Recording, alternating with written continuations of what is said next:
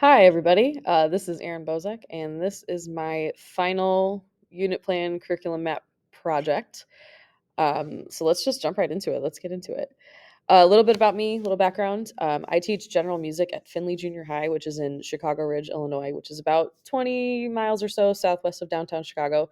We have a pretty diverse student population. We have about 360 students in the building, about 120 for each grade level, sixth, seventh, and eighth. And the cool thing about my job is that all students are required to take one trimester of music, which lasts for about 12 weeks. So by the end of a school year, I will have had all 360 students. So that's awesome. We have a really diverse community. About half of our students or so are either first or second generation immigrants from various places in the Middle East. So definitely kind of a different vibe than probably many of you, but it makes for a very interesting day to day experience. Let's just jump right into the unit plan. So I chose to focus this project on my eighth grade general music classes because this is my third year in my position. So I've had these specific students for 3 years now. So I've gotten to know them pretty well, and I kind of know I've seen them from the beginning to where they are now. So I chose to focus on my first trimester kids. So that trimester is over now, so I don't have them anymore. But it's about 40 students split between two class periods, so about 20 or so per class. And they're dispersed pretty like randomly into their music classes. So I have a whole mix of special ed, IEPs, 504s, all three tiers of EL as well, because we have a very large English learner population. And I have honors kids in here too. So it's a pretty big mix of students in each class. So this unit plan, I focused in the last 2 weeks of the trimester, so weeks 11 and 12. And that would have been right around Halloween up until Veterans Day. So 10 class periods total, 2 weeks, 42 minutes per class period, pretty standard. Learning objectives. So this project that this unit focuses on is our composition project. So at this point, they are fully versed in their rhythmic skills, their melodic skills, their harmonic skills, and now we're kind of taking everything and putting it all together. So this project is called the BandLab Final Project. So if you've never used BandLab before, it is a fantastic resource. It's basically an online digital audio workstation that is cloud based. So anything that the students create, they can also access at home. They can access it wherever they need to. So they can, if they need more time, they can work on it at home too, which is great. So the learning objectives for this project. First of all, the students will utilize the tools within the platform correctly. So just all the technical skills. Can they input audio into the channels? Can they stretch them to the correct lengths? Can they adjust dynamics? Can they change the tempo? Technical skills. Students will present a composition using correct structure and form. So this is where we talk about ABA form or rondo form or any other form that we decide to work with. Just understanding how those structures work. They will demonstrate understanding of musical elements, dynamic, tempo, timbre, things like that. And they are using their creative intentions to explain why they chose what they chose. And the other thing is that they are also demonstrating an original creative process. So, are they coming up with this on their own? Are they gaining inspiration from anywhere else? Can they explain why they made the creative decisions that they did? So, it's a pretty elaborate project, but they handle it pretty well. Materials and resources. All they really need are just computers, internet access, headphones, and then access to their BandLab account, which we set up on the first day of usually sixth grade. But if I have new students, we do that on the first day of the unit. Unit plan planning matrix. So if this is just kind of an overview of how this unit goes. So the first 2 days we spend just kind of getting back into it from the previous year, um, recapping all the technical skills. Then days 3 to 6, we talk about their composition. We get them started. They kind of explore the sounds that they want to use. They start putting it together. Days 7 and 8, we do a peer review. So they show their peers what they've been working on. They kind of give each other some feedback. I give feedback as well. Day 9, they finalize any last edits that they want to make, and then on the final day, they present their compositions to their peers, like as their final product. This is kind of what day 2 would look like. So this is just, again, this is like the recapping of the technical skills. So I actually have them do a little assessment to kind of just make sure everybody's on the same page. So they show me, I give them specific directions on this side, on the right side, where they're looking for specific sounds, putting them into specific places with specific directions. and just can they put in the audio, can they stretch it, can they add dynamics, can they change the tempo. So just again assessing them on technical skills, just so that way once we get further into the project they're not totally lost. And I have all my standards over here, as you can see, and this is the formative assessment, as listed right here. So then we move forward a little bit, go to day 9. So this is the second to last day before they, share their compositions. This is the final rubric right here. So this is where they're showing me, do they have a form that has a clear beginning, middle, end? Are they including the various musical elements that we've talked about? So dynamics, tempo, different instruments, different timbres based on what they are trying to accomplish with their ideas, and technical skills, creativity, and originality. So basically, this is like the final show me what you've come up with. Did you follow the parameters, but also why did you create what you created? So and the other part of this is they do a self-reflection as well at the end, just to kind of show me like what their thought process was behind it. So it's definitely been kind of interesting to kind of put this together. um, is it different than the way I typically plan this whole project? Not necessarily. It's just a more formal version of it. I typically do complete these steps. They just don't ever end up in like one document. So it was kind of nice to just streamline it, make sure that it was all in one place, and that's going to help me quite a bit actually with moving forward. Was it beneficial? Absolutely. Again, I'm a very type B person. This is not something that I typically do on the day to day.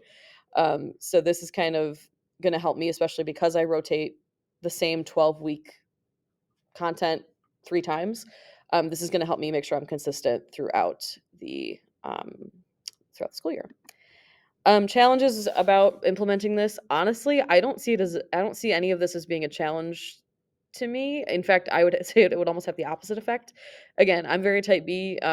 In anything that's going to help me stay more organized and stay consistent from trimester to trimester, that's going to help me. So this unit plan this is a step in the right direction for me, because this is going to help me stay consistent. So that is all I have on my unit plan. So let's jump forward into the curriculum project, the big project. The cool thing about my job is that because it is 6, 7, 8, a lot of the skills and content that we go over are very scaffolded from 6th grade to 7th grade to 8th grade. So with this specific presentation, I'm not going to necessarily spend a whole lot of time on one particular grade level. We're just going to kind of talk about it in general terms. So let's start with the mission statement, vision statement. I won't read the whole thing, but our district and mission and vision statements are pretty standard. And our building actually also has a philosophy. It says we believe in the importance of dignity and self-esteem and respecting individual differences and academic excellence, and believe in the importance of providing a friendly, safe, and challenging, what's that word there? I can't see what that word is. Environment to meet the needs of middle school age children. Sorry, I can't see what that is behind my screen.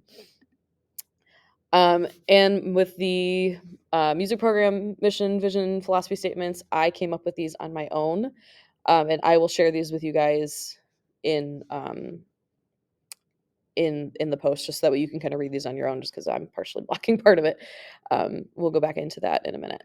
So program objectives, I came up with these. I kind of took the anchor standards for the national music standards, and I kind of just fleshed them out a little bit, because really truly, I mean, we focus so much on performing, connecting, responding to, and creating music. So I just, again, fleshed them out a little bit, and you'll see these in the map.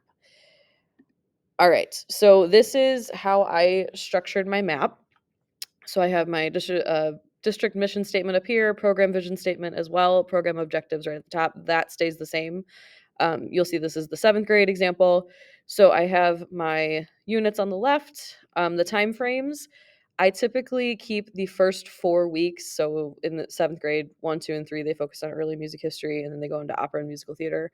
The first 4 weeks for all 3 grade levels are very grade level specific for different things that we go over that are like different. So, for example, in 6th grade, we talk about music, jobs, and careers. We talk about lyrics and emotional connections. So that's where 6th grade spends their first 4 weeks. 7th grade spends it on music history. 8th grade also they spend it on more modern music history.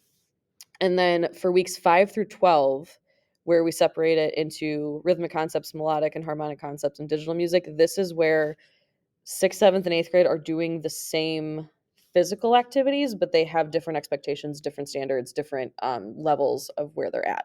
So, for example, for seventh grade, for ukuleles, let's see. So this is weeks 8, 9, and 10. They are working on plucking melodies on their ukuleles using more than one string, whereas in sixth grade they only use one, and then in eighth grade they use all four. So we're just upping every year. We up the challenge for specific skills.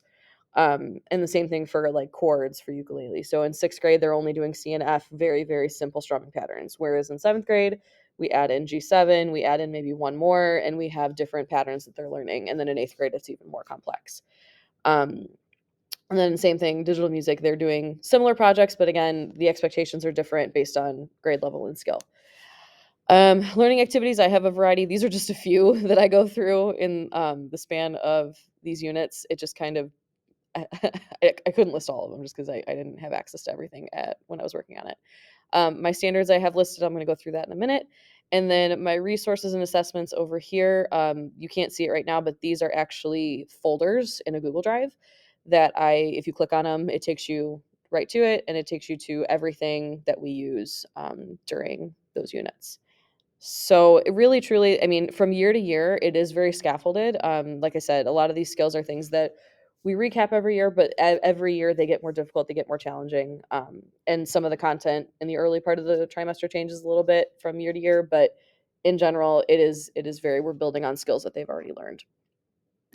Okay, standards. I'm not going to go through all of these, but we have talking about music from different genres and cultures, various performance, decorum, performance skills, and then a lot of creation, composition skills down here. So we'll go through that. I think you can go through that on your own. And then I have the link to the national standards up here.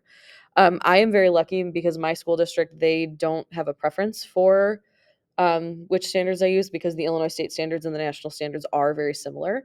So they don't really have a preference for what I use. So I actually I like the national standards a little bit better, just because to me they're more specific and I can kind of dig deeper into them. So I typically choose to use the national standards.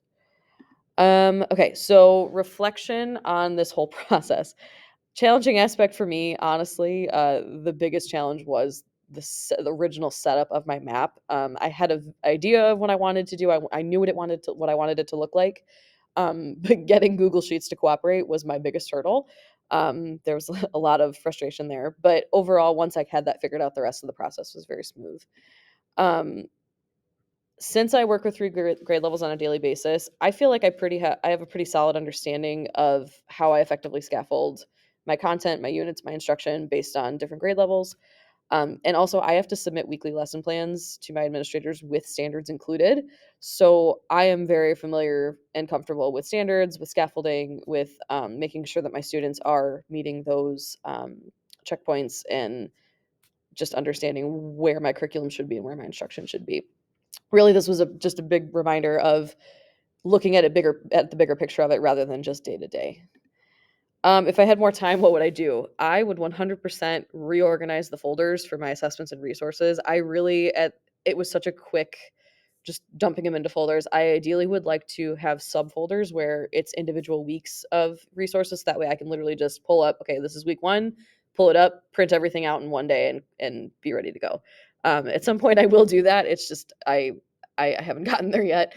So I'm really happy with the rest of the format, but just not having my folders organized is a little driving me a little crazy, but that's okay. I actually am already using this document in my program. Like I said, because this project actually happened right around when the trimester switch happened. So this has actually been really helpful with transitional, going from trimester one to trimester two, and kind of having that reset and just having all of my resources in one place. That has been extremely helpful. And also, we are, as a district, are working on a guaranteed viable curriculum, or GVC, where they're basically revamping the whole curriculum for the whole district with content areas, all grade levels. Everything is being revamped. And going into this process, I was not prepared for what it would take, and now I'm feeling way better about it. And this particular project is going to help me with that for sure. Um, it's just been really this project has just been a really clear reminder of what best practices should be, and especially during like this time of year when things get a little bit more stressful with performances and whatnot. this has been helping me stay focused on what's happening day to day in my classroom, but also just what my curriculum should look like. And again, like I said, with our GVC work kind of still being an ongoing process, um, this is going to be very helpful for me moving forward with that. So I think that is all I have. So I overall this project this semester has been really great. I feel like I've learned a lot about just how I approach my curriculum and how I approach my units, and I am grateful for the opportunity to stay focused with that. So I'm looking forward to working with the rest of you in the spring, and to those of you who are graduating, congratulations. And I will see some of you in January.